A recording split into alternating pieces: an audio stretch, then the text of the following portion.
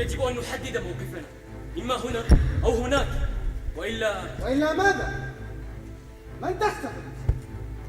أنت مجرد رقم صغير في هذه اللعبة الكبيرة، فلا تطمح كثيرا.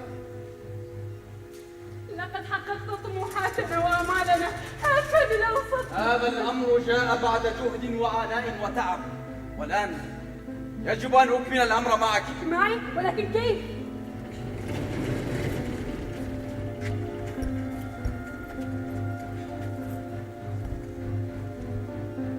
اسمعني جيدا، الفرصة تأتي مرة واحدة، والذكي من يستغلها، وأنا اخترتك أنت كونك صديقي وقريب من الملك أيضا. عن أي فرص تتحدث؟ نحن مجرد جنود نحاول كسب قوت يومنا فقط. أنسيت بأن هناك زوجة وأطفالا في انتظارك؟ دع عنك هذه المغامرات. يجب أن نتحد ونغامر، فأنت تعلمين يا حبيبتي أن كل ما يهمني إعارة البلاد بأي شكل من الأشكال وتنصيبك ملكة علينا. ولكن هذه مغامرة كبيرة يا عزيزي، ولا أدري إن كنت أستطيع. نحن نستطيع أن نغير الكثير، صدقني، فالتغييرات الكبيرة تأتي من الأسفل وليس من أعلى الهرم. ثق بي وبخطتي فقط. وما هي الخطة؟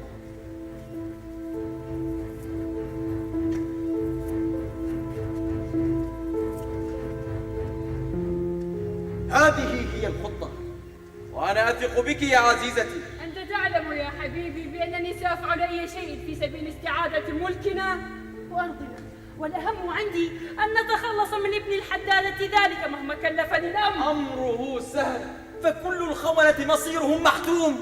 أيها الخائن اللعين، أتحسب بأنني سوف أبيع ولائي للملك بهذه السهولة؟ ذلك الملك وأيامه معدودة وملكه سوف ينتهي. فكر جيدا، إنها فرصتنا الوحيدة.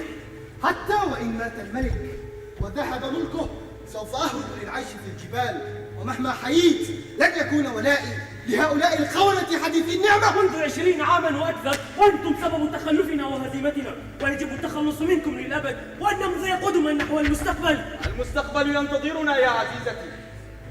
نفذي كل ما طلبته منك. موعدنا القصر. القصر؟ ولكن كيف؟